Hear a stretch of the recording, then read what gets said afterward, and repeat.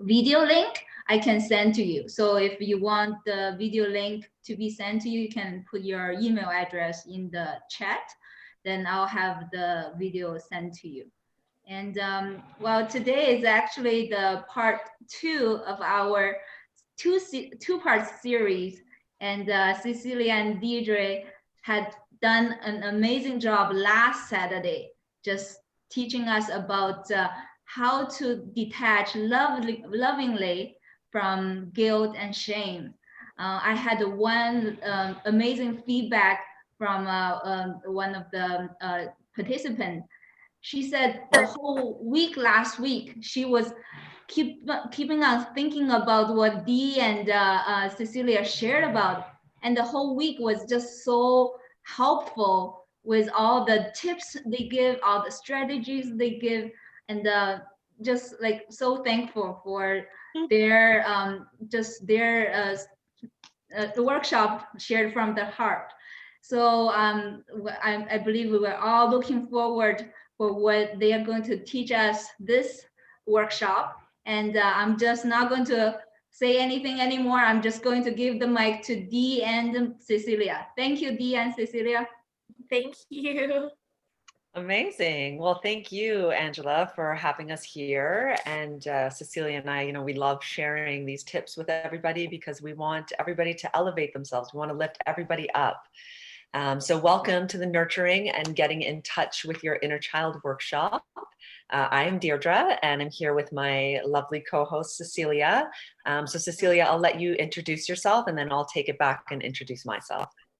Yeah, my name is Cecilia Tement. I am a certified master life coach. I am an energy healer, a spiritual channel, and I help people who are ready to stop struggling to heal from pain, trauma, or abuse. And so a big part of my life is I grew up in child abuse, and I was really stuck for an incredibly long time. And because I was trapped in depression, anxiety, and worry, I really knew that I had to do something to dramatically change my life. So I ended up getting into therapy, finding help for myself.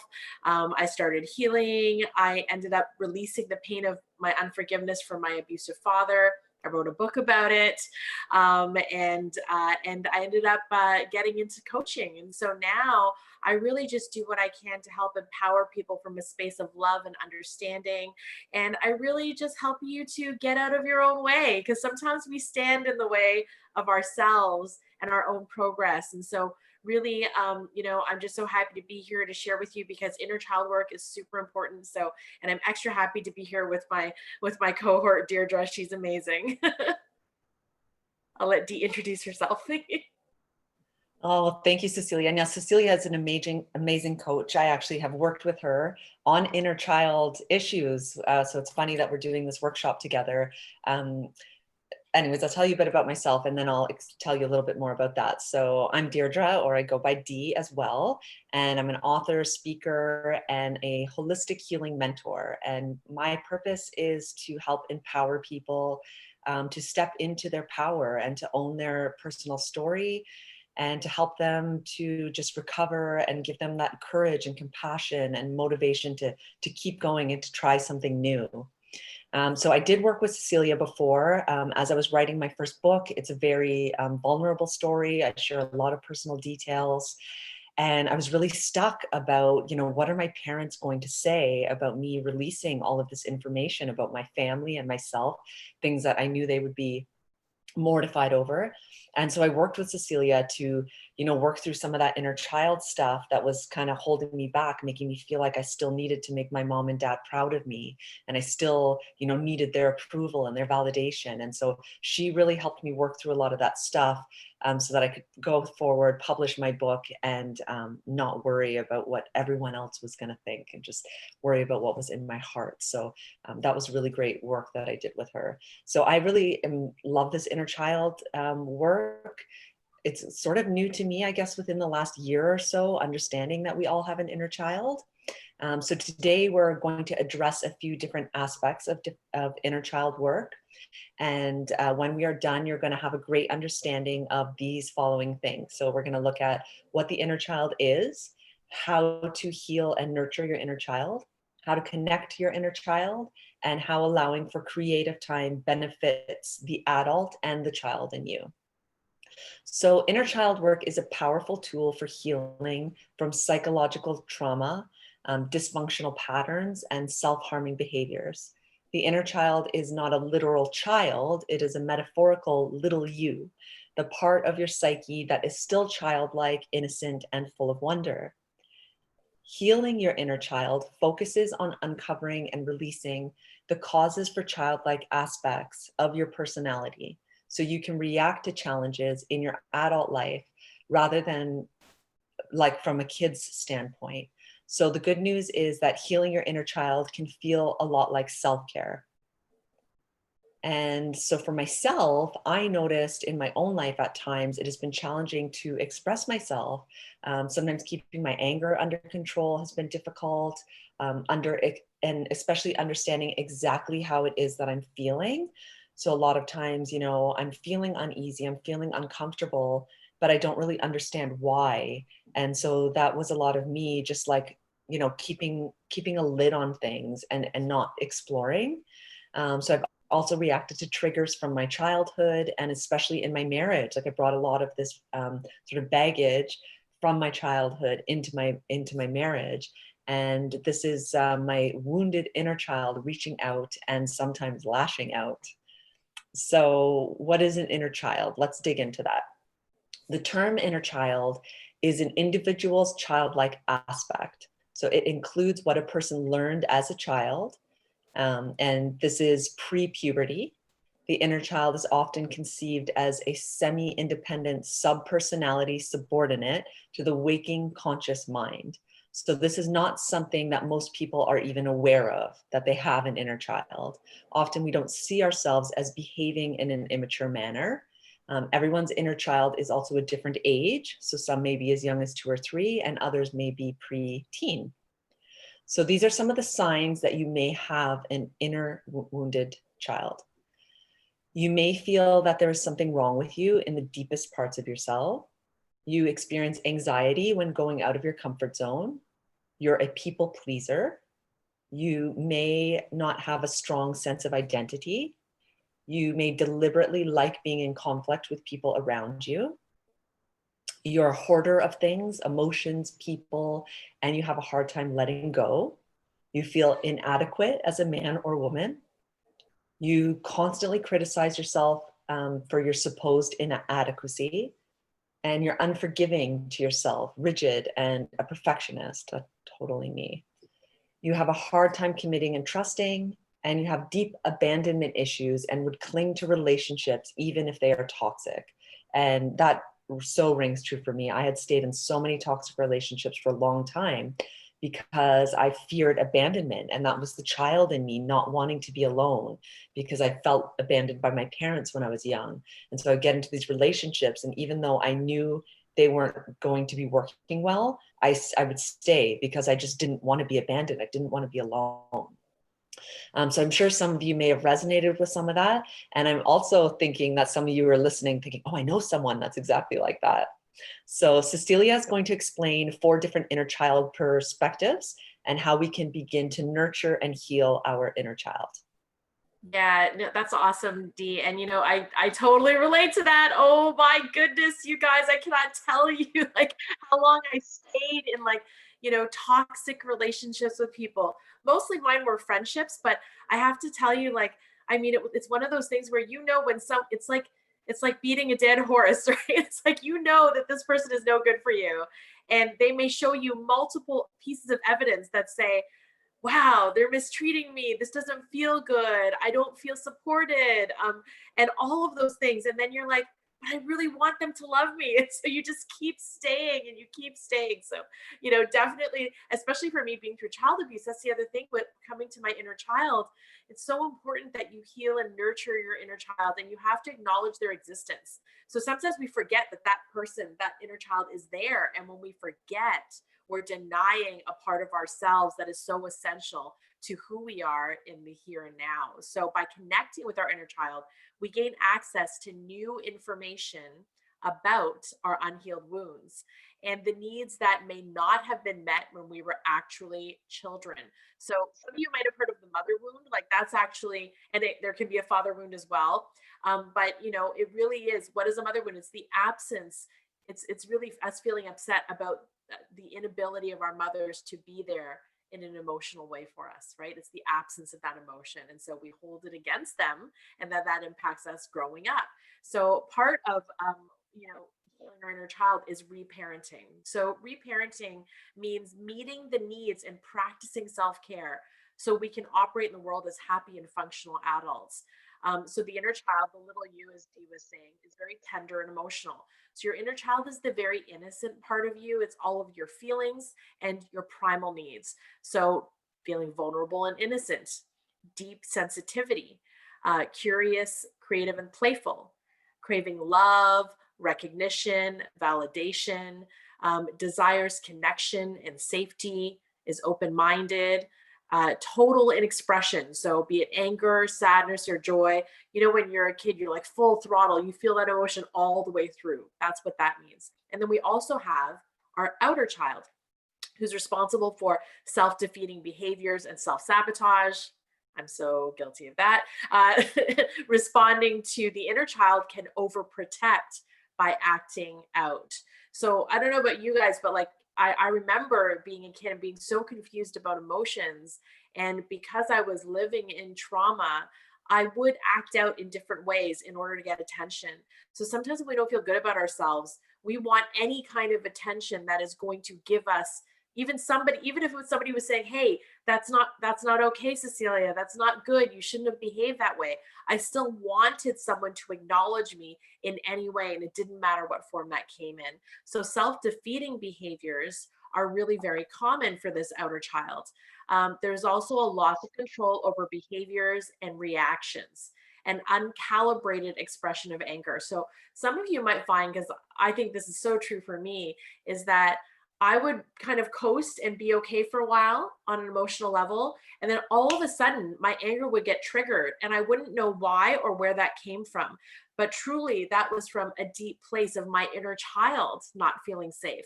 And so I kind of felt like I was under attack. So I would lash out and respond.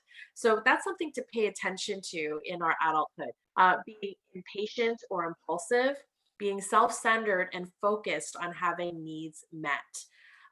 So how many of you have exhibited narcissistic tendencies in the past? Because I know I have, right? And what ends up happening is that because I didn't have power and control in my own life, very similar to my abusive dad, I would try and exert power and control over others. And so, you know, that was something where I started to become arrogant in trying to make myself feel good. And so these are things to really look at. Also, sabotaging your inner growth and fighting a lot, over protecting your inner child by pushing love away. Oh my gosh, that is such a big one, you guys. Like sometimes we have the most incredible thing in front of us and we just don't think we deserve it. So we catastrophize and we destroy it in every which way possible. And we might not even be aware, right? So that's something to think about. The wounded inner child is a response to emotional or psychological neglect. So when you have a wounded inner child, you have a deep-seated belief that you are broken. And this is interesting because I used to always say that too, I'm broken, I can't be fixed. But what I always encourage people to believe is that you may have been broken, but you are never broke, and that you can always come back to your wholeness. The other thing is a wounded inner child will have a fear of abandonment and a loss of love, and insecure and low self-esteem, a loss of self in an attempt to gain approval from others, and a fear of setting boundaries or saying no. Who has a problem with saying no? Anybody here? I do. I'm putting up two hands, right? So that's a tough one. I think that saying no sometimes implies that we're automatically going to feel rejected or be rejected by someone. So we want to please everybody else. We seek instant gratification through substances, shopping, distraction, and procrastination. And the last is the integrated adult, when a healthy dialogue has formed between your inner child and your adult self. So that's when you're connected to body sensations and emotions. You can identify and clearly communicate those emotions. You're able to identify needs and make requests without anger or overreaction. You can remain true to yourself even in conflict. You can self-honor and set boundaries, and you can give space to your inner child to have big feelings without shutting them down. And you practice self-love and self-care. So a few ways you can start to nurture your inner child: you can look at or recreate pictures of yourself as a child. I always like to do this exercise with my clients. Is I want you, if you were to think about the things that you say to yourself, the mean things you say to yourself, sometimes we say, I'm ugly, I'm fat, I'm stupid, I'll never accomplish this thing, I'll fail at everything, whatever it is. But if you were to look at a picture of yourself or picture you talking to another child, would you ever say those things to them? You wouldn't, right? And so a big part of that is using that as an example for yourself, is instead of saying nasty things to yourself, is to look at that picture of yourself and give yourself love.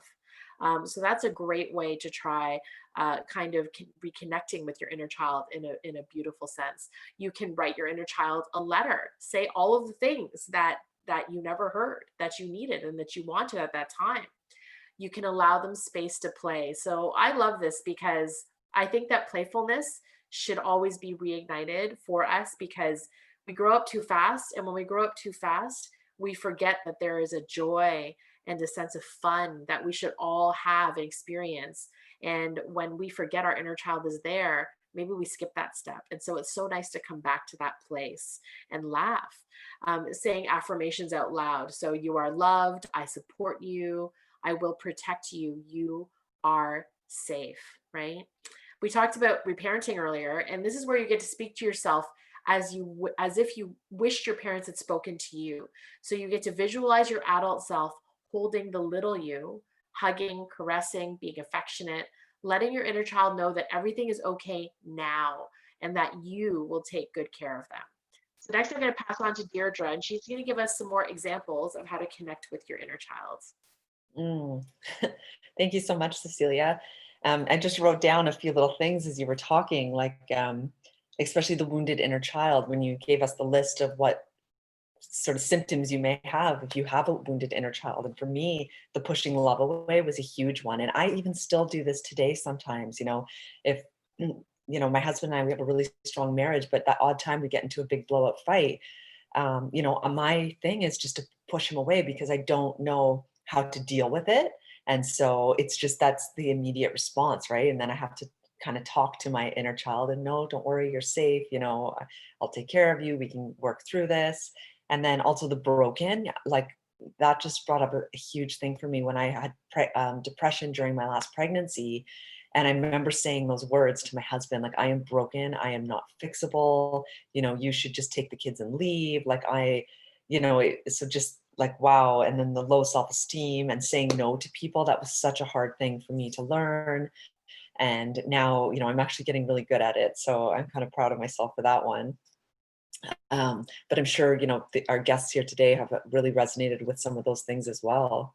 So let's talk about how to connect with your inner child.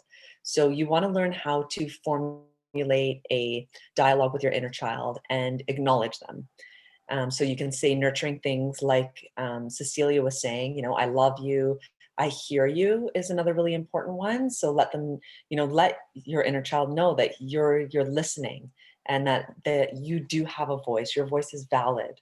I think a lot of times, I know I felt like my voice was taken from me as a child and that what I had to say wasn't important. And then that, was part of the low self-worth. So letting your inner child know that I hear you, your voice is important.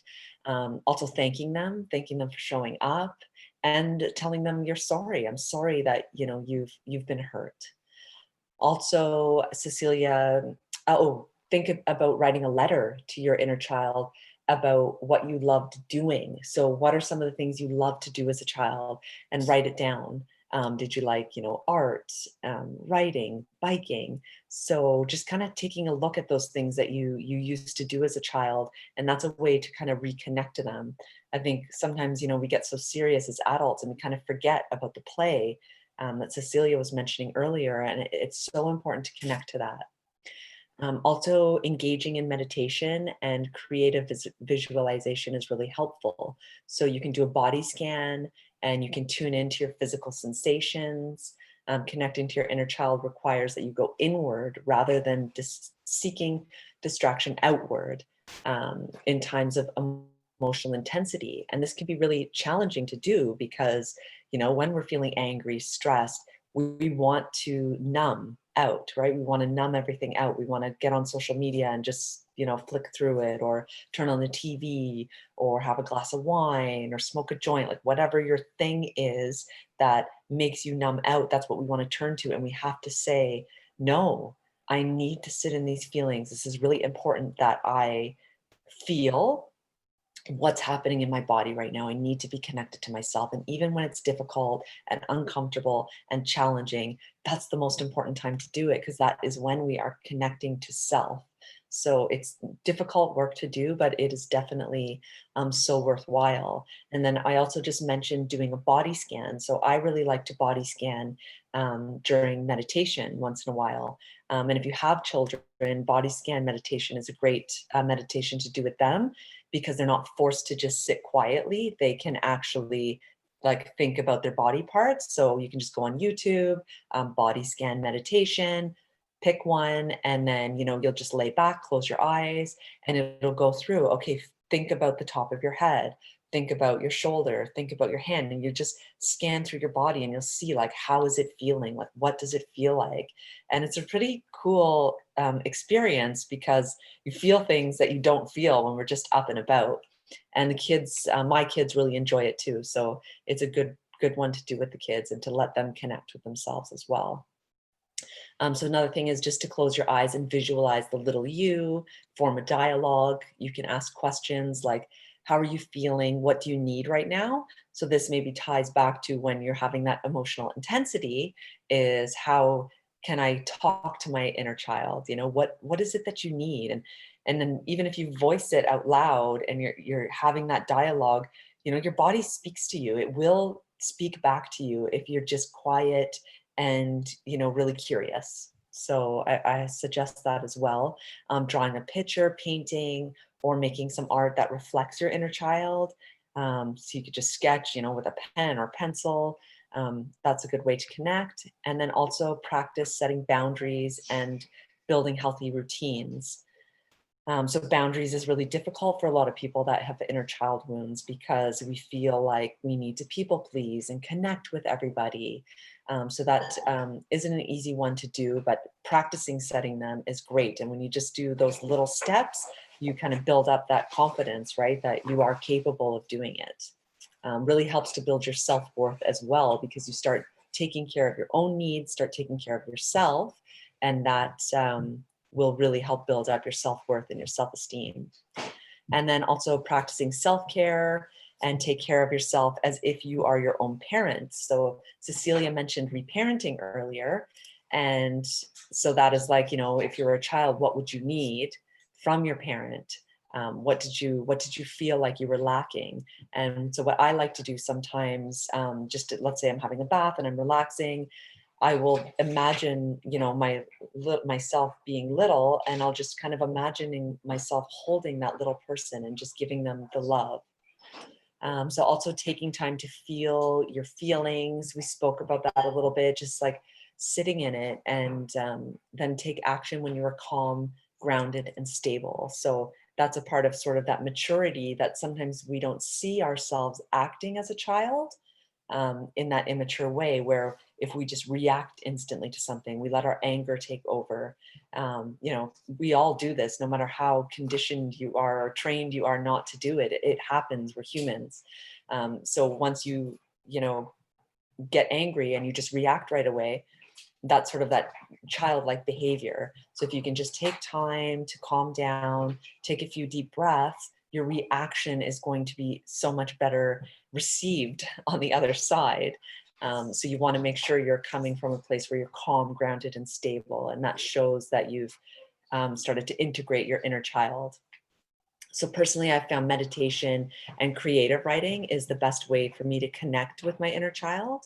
I started journaling a few years ago, and it wasn't easy at first. So if you're new to journaling or writing, you want to be patient with yourself, as you are trying new things, you always want to be patient with yourselves, because as we get older, it gets more difficult to try new things, right? I find this with myself, and I get really frustrated with myself. I judge myself. But just to remember, like, it's difficult for everybody. Everyone feels that challenge when they're trying something new. So just try to be patient with yourself. And when I look back actually at my journaling, I find that it was quite depressing in the beginning when I started. But then slowly over time, it started to become something more insightful. And eventually I enjoyed it so much that I did write a book, and I'm looking forward to starting the next one.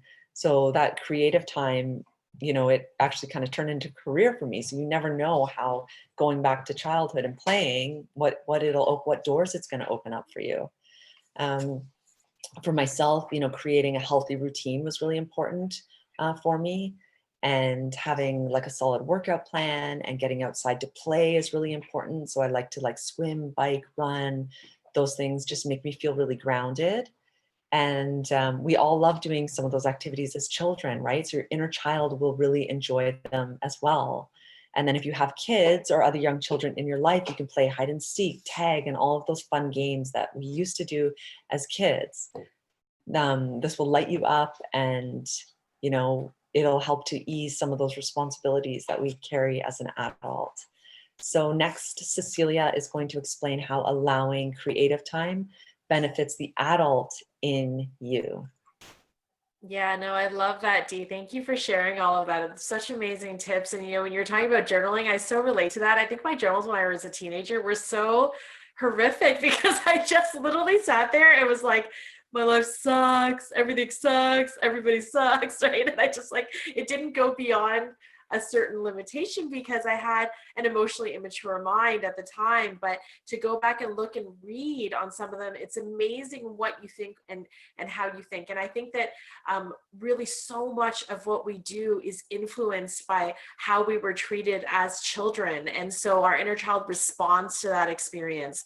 And I think that's why as adults, it's really important for us to acknowledge and understand what it is that happened to us that may even influence, if we are parents or around other children, how we treat those children in our own lives, right? And interacting with them is so crucially important. So when we're talking about, having creative time that benefits the adult and the child in us, we know that our inner child can actually lend us a lot of strength and regain youthful feelings of wonder, optimism, joy, and it can help to bolster our confidence and our well-being. And sometimes you'll learn a task better when it's fun, which I think applies to everything in life, right? If you're in a relaxed and a playful mood. So play can also stimulate your imagination and helping you adapt and solve problems.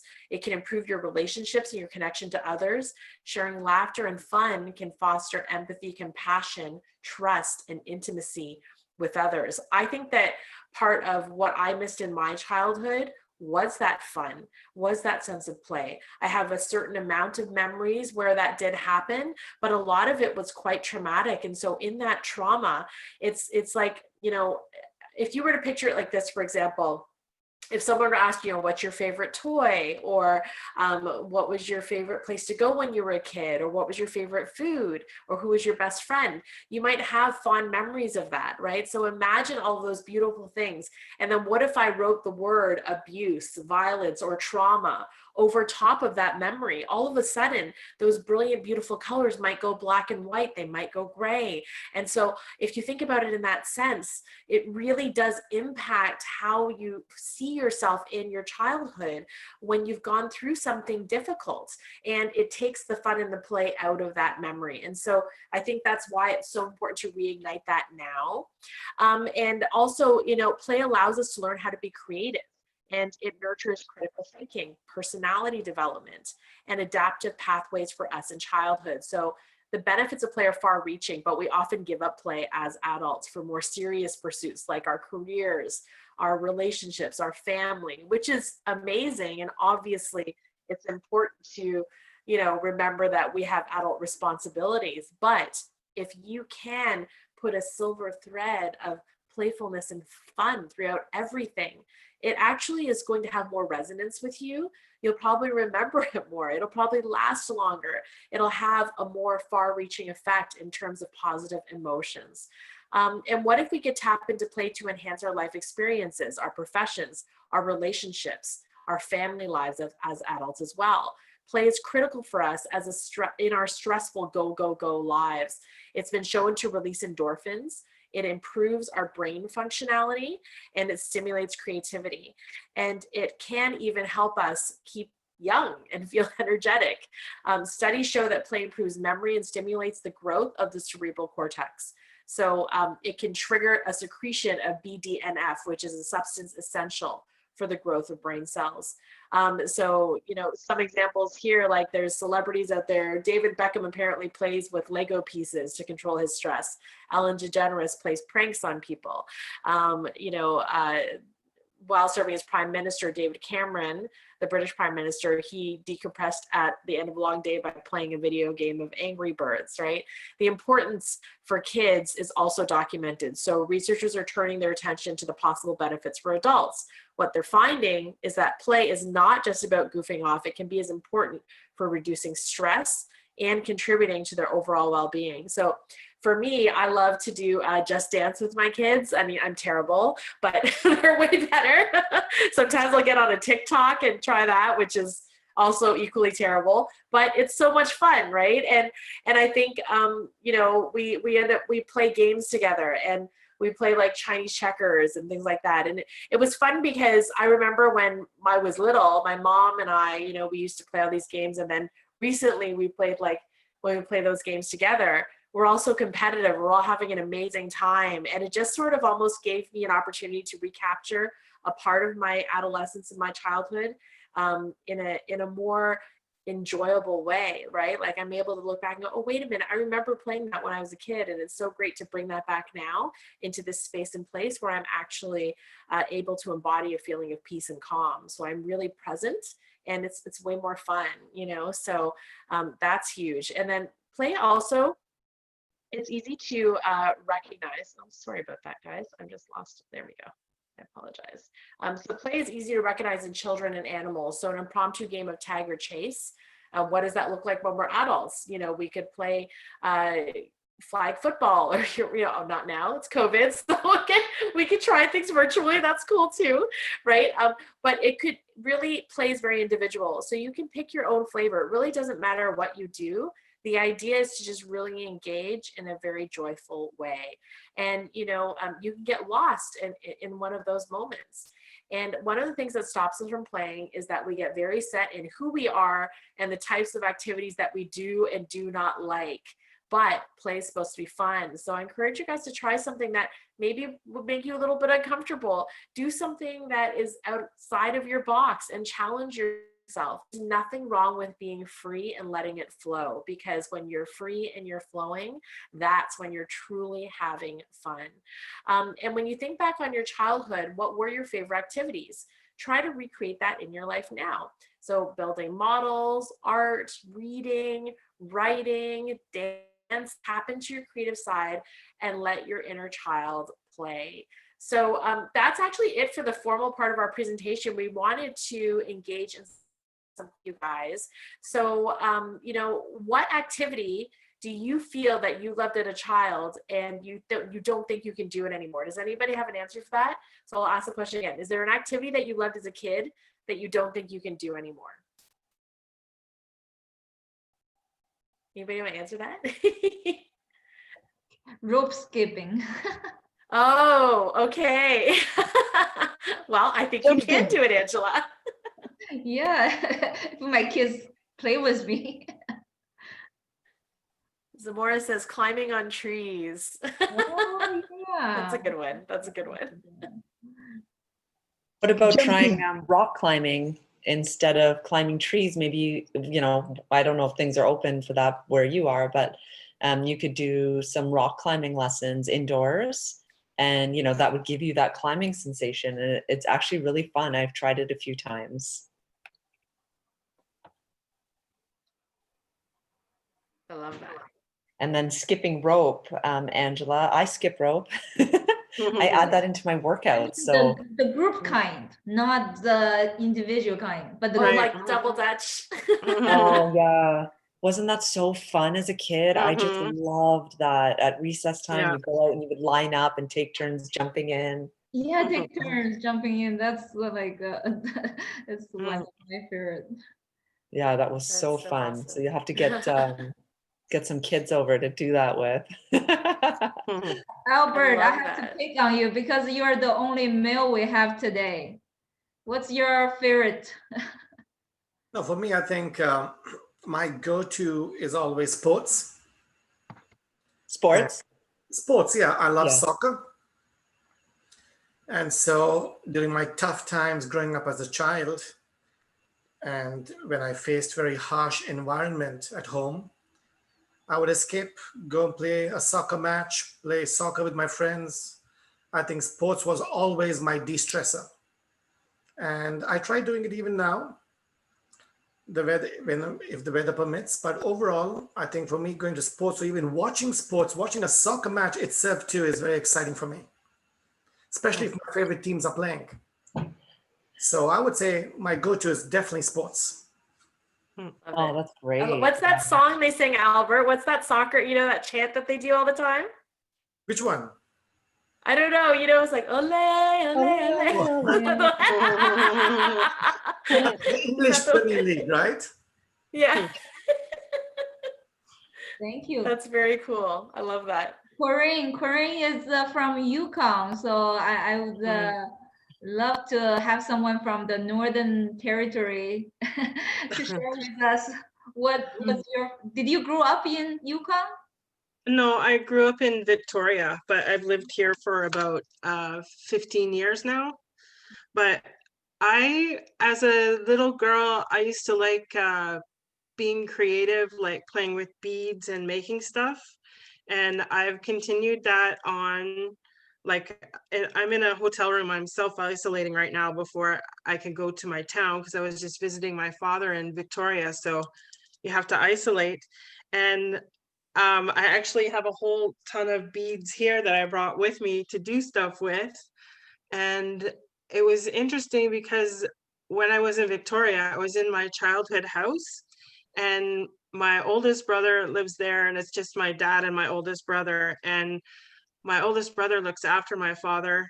And so I was just going to help out. So it was a different dynamic because the oldest and the youngest child were in the same house, in the same bedrooms, but we're looking after my dad now. So, and I was sitting there one night and I was working on making jewelry and stuff there. And I clued in that as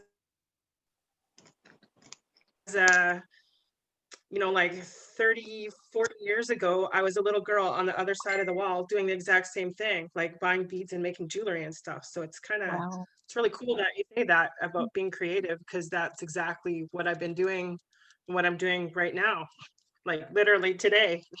That's awesome. Like there's necklaces right here. I love that kind of stuff. I do that all the time. I love making things. Yeah. Yeah. Well, that's really nice. And yeah, that is totally connecting to your inner child. And what an experience to be back home at your dad's house or the home you grew up in, and with your Yeah. brothers, and you're there doing these beads, right? And you can really Yeah. see how it is inner child work. That's amazing. Yeah. Like my brother is now, he's 59 and I'm 50, and we're talking about the dynamics of the house. And I said, don't worry, under this roof, you'll always be 19 and I'll always be 10. So it's, yeah, it's fascinating. So it's interesting that this workshop came up just in time, right? So Yeah, beautiful. yeah, I it's really cool. enjoyed, coloring as a girl, and now they have these adult coloring books, Yeah, that are very Yeah. like detailed. yeah, And I love doing those with my daughter. So she'll work on one page, I'll work on the other, and it's Yeah. so therapeutic. I have paints here too. Yeah, I just get lost in it. Yeah. Focusing on not going outside of the line. There's something about that intense focus. It's very meditative. And I guess Yeah. the same in the beads, right? And same Yeah. with sports. You really have to stay focused on what you're doing. Yeah. And so they're forms of meditation as well, right? Mm-hmm. Mm-hmm. I think the hard part is finding time, like finding Yeah. time to to really fit it into your routine, and to really decompress, for Mhm. at the end of your day. Yeah, Yeah. it's really important to try to carve out that time. And I kind of make a schedule for myself where I make sure, like for me, riding my bike is and writing. So Mhm. I carve out an hour a day for each of those things on most days. I'd say 5 days a week. So if it means I have to get up at 6 in the morning to fit in that stuff, then that's what I do. So it's just really important for you to take responsibility and just say, like, this is important to me, this is going to benefit me, it's going to benefit my whole Mhm. family if I'm taking care of myself. And so just find ways to just carve out that little time, even if it's just 30 minutes here or there, to get that creative time in. Yeah, so I encourage you to look at your schedule and see where can I just, or sometimes even at night, right? We sit and we just flip through. I don't know if you guys do this, but I sit on social media, and that is like, an hour will go by and I'm like, oh God, I just wasted all that time. I could have Mhm. been doing something. Does anyone else resonate with that? Mhm. Yeah, For sure. hello. All the time. And but also I think it's like a note on the door, Sabrina, and just say, this is Sabrina time. That's it. From like 3 to 4, I am not to be disturbed. Lock the door and just call it a day. Like, it doesn't Mhm. matter who bangs on, it doesn't matter who asks. You just got to reserve. I think we do all get in the trap of saying we don't have enough time. But like Dee was saying, if you just designate that time for yourself, you always can find time for the things you want to Mhm. do. Isn't that true? Like we always, Mhm. it's just we don't allow ourselves that time for play and decompression and self, but we should. It actually should be a number one priority, right? So if we can do that, that makes a huge difference to how we are able to move through our everyday lives and ease. Yeah, and learning to say no is really helpful with that. Because, even no to the dishes, no to the laundry, because sometimes I'm looking around the house and I'm like, how can I go ride my bike right now when I've got a sink full of dishes and laundry to do? And then I just say, no, that Mm. stuff does not matter. I can do it after, I can do it tomorrow, I can get the kids to do it. Mhm. Everything doesn't have to be perfect. And because I do it perfect, and I need to take this time for the bike. And then, I'm irritated about going on the bike because I'm like, oh, this is like, I shouldn't be doing this. But afterwards, I feel so amazing. And you have to remember that feeling of taking that time for yourself and just remember how good it feels. So that's sort of what I use for my motivation, is this is going to make you feel good. And that really pushes me to Mm. stick to that creative time. So does anyone feel like they didn't have a playful childhood? Does anyone feel like they didn't have a chance to play and have fun? Yes. Sabrina, yeah. Yep. I couldn't think of anything that I did that was fun. Hmm. Oh, wow. What about at Oh, school?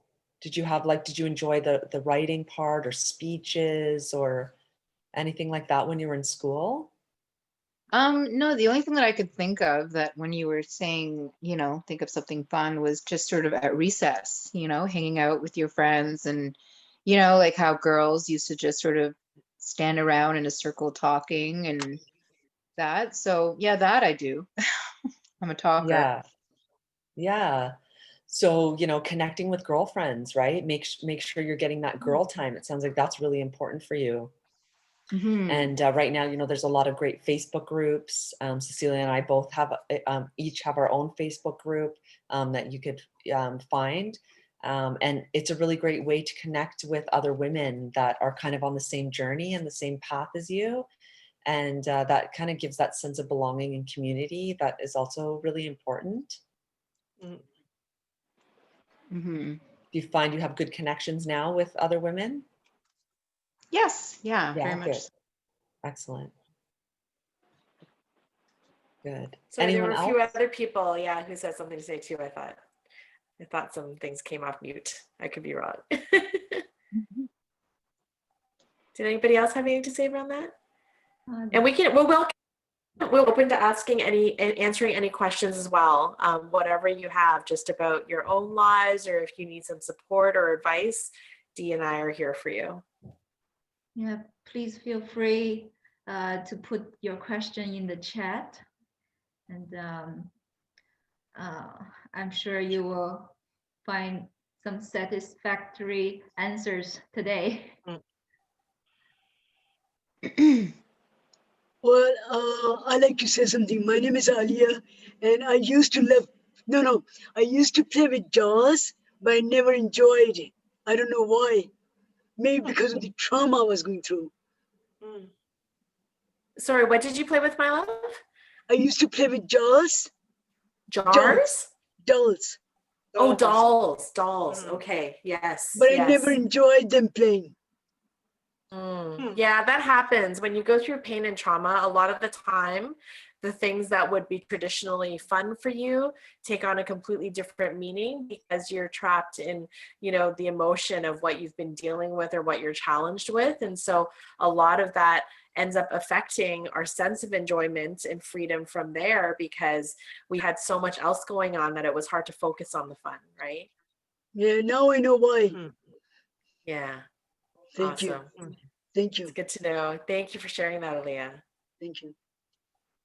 So I have a question, Cecilia and Didi, and I Yeah. really appreciate your sharing and very practical points that you give us, especially how to be healing our wounded child, inner child. So my question, I know I have my own trauma in childhood and very traumatic. So I was discover a lot of things about myself, especially when I was young. So after the trauma, I learned how to write journal in 9 years old. So I keep track on my behavior, my mentality status, right? So I just wanna ask a question for those kids that they haven't experienced in their childhood because right now the generation is all electronic. So Mm. in their childhood, just only start in digital. They're already 8 months old, 6 years old.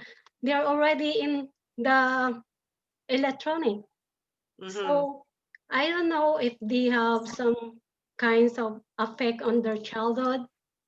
I'm sure they have, but different way in our own own way that there's no electronic before, right? Mhm. So how can you help those young generation how to connect in their inner childhood? Because I don't think so if they really understood their inner childhood when they grew Mm. up because of this digital and all social media. Mhm. So how So can we help those young generation on how to connect their inner child?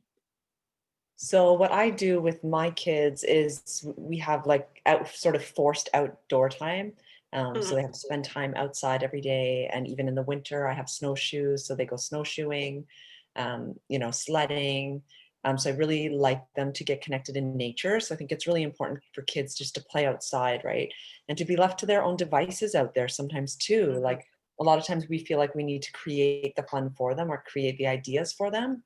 But it's Mhm. really important for them to have idle time where they have to create the idea themselves. They have to use their imagination. And so, I think like for me personally, I have slotted times where they can use their electronics, like a few hours in the morning, a few hours in the evening. And then the rest of the day is that they have to create their own fun. And if they say that I'm bored, I say, that's not my problem. Go find something to do. And then if they haven't been outside, it's like, okay, guys, outside now for 1 hour.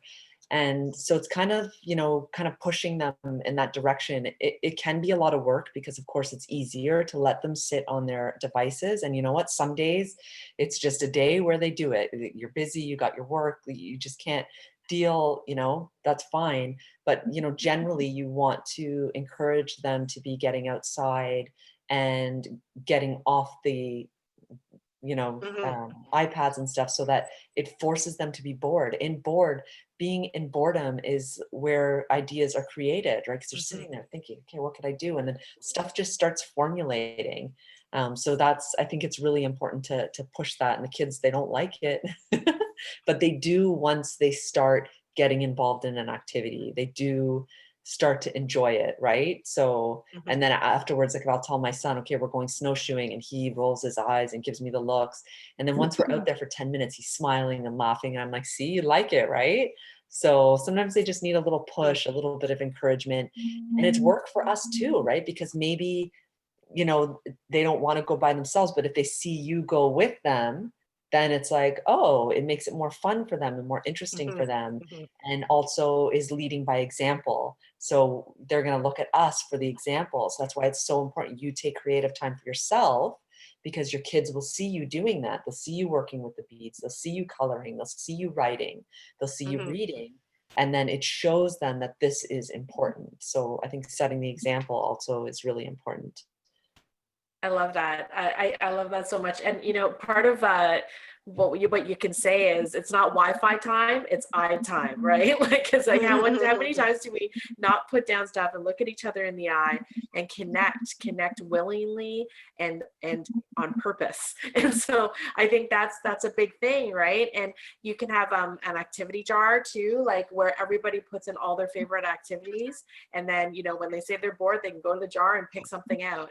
And the idea being, you know, if there's even rewards, if you have a reward system for your kids, the reward doesn't have to be a candy or a toy. The reward can be, let's play a game, let's take a walk, let's snowshoe in the woods, you know, let's rock climb, let's do whatever it is we can do. And I mean, especially now, there's so much more time to be creative because we're stranded together, right? We're stranded together in this place. And so part of it is we are forced into human connection.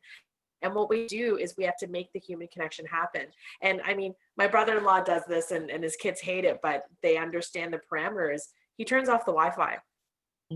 They can't access anything if there's no access, right? So they know, like, okay, I only have a half an hour now or whatever.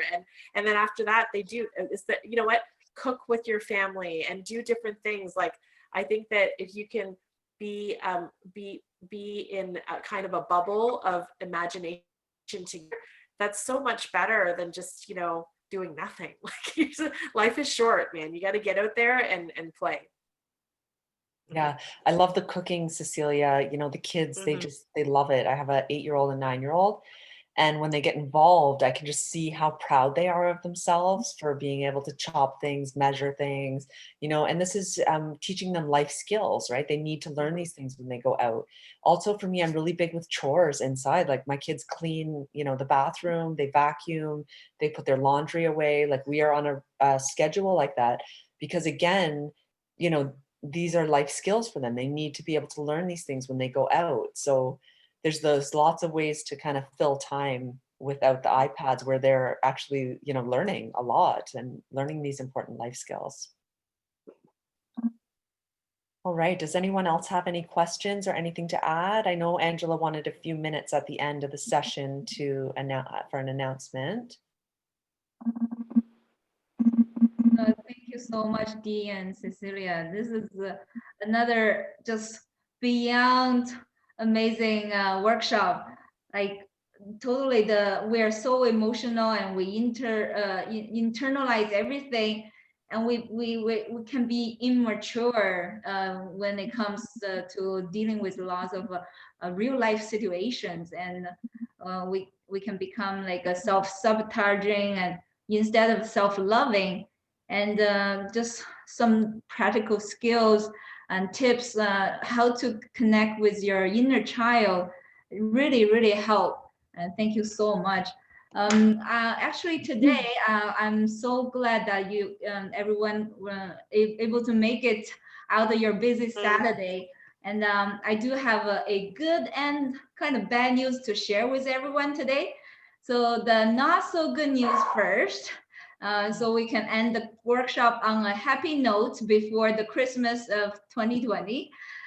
So as you all know, Madhu has been serving in the nonprofit organization, which we, in a short term, we call it, like, you can call it circlehc.org or COHC.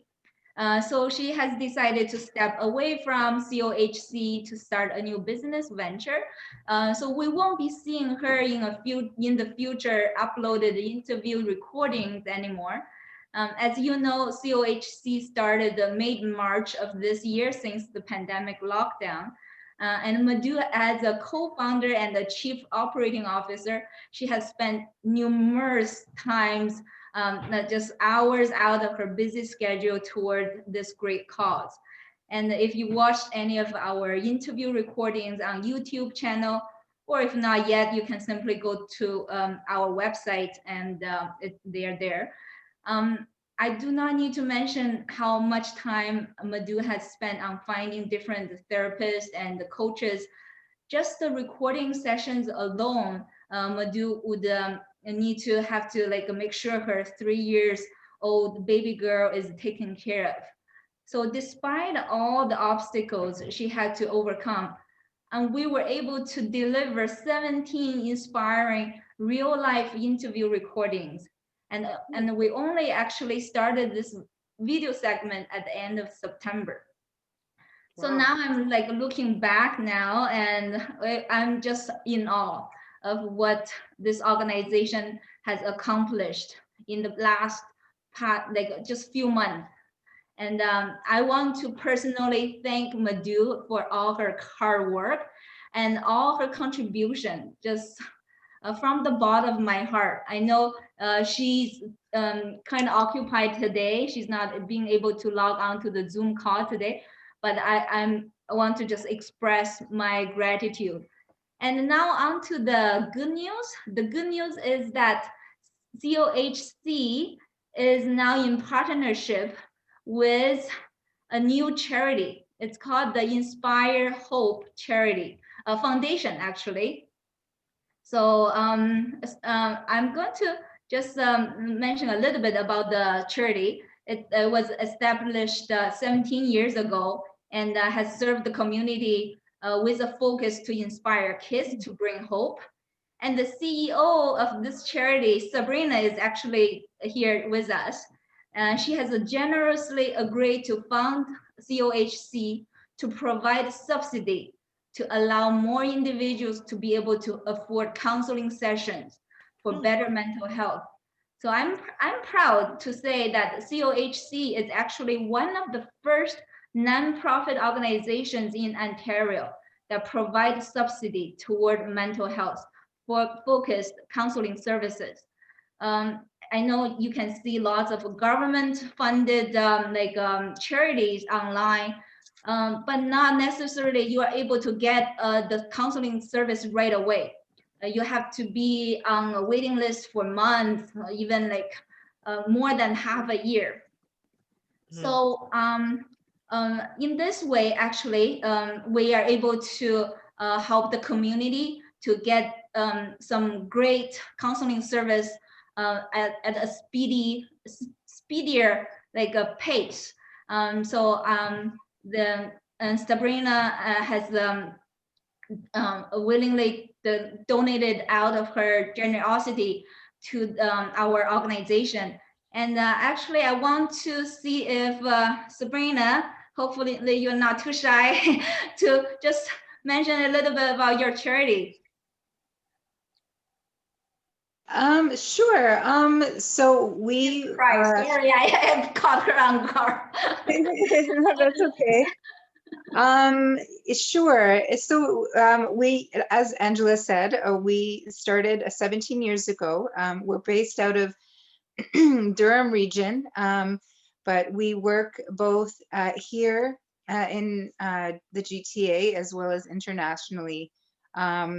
We are a children's charity, but we come from a systemic approach. So we also believe that in order to help children, it's important to help the system around them. So that includes their family and their community.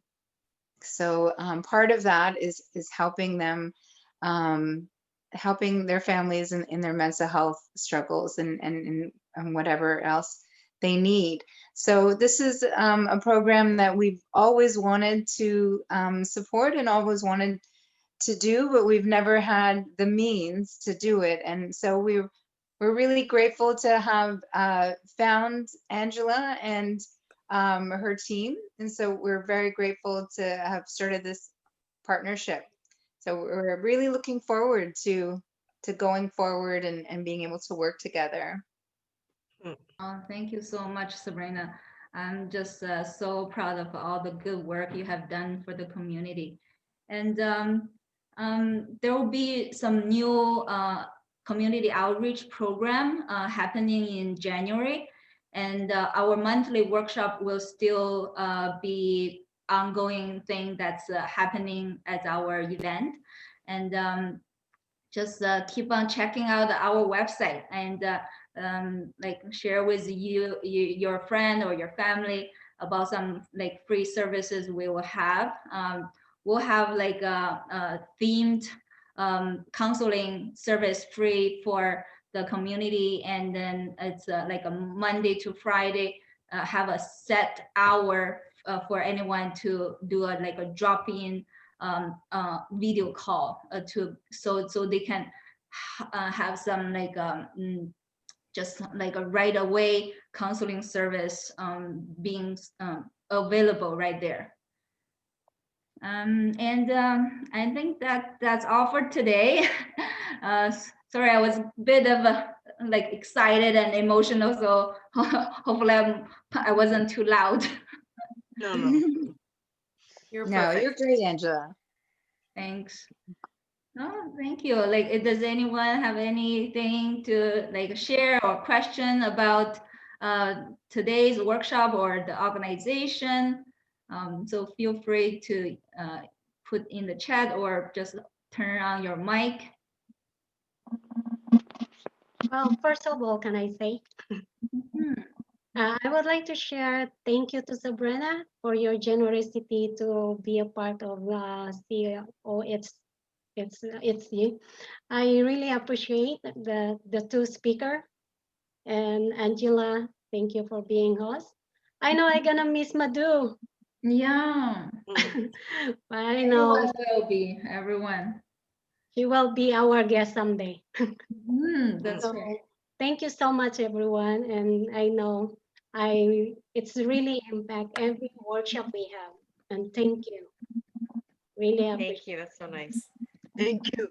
Thank you, Deirdre and Cecilia. Thank you very Thanks, much. Talia. Well, thank you, everyone. Hope everyone will have a Merry Christmas and Happy Holidays. Right on. Oh, and Thank you, I just want everybody. to say sorry, yeah, thanks, Corinne. I just want to say if you guys want to work with either Deirdre or I through Circle HC, please contact Angela through the website. Both of our coaching services are available for any of you. So we'd be so happy to help you guys. That's right. That's amazing. Thank you so much, everyone, for coming today. It was so Thank nice you. gathering with you Deirdre. all. Bye-bye. Yeah, Right on. Thank you, guys. Take care. That was Bye. an Take hour. care. Bye, everybody. Thank Bye, you. everybody. Thank you, Wonderful, everyone. Honey. Bye. Bye, everyone. Hey, thanks.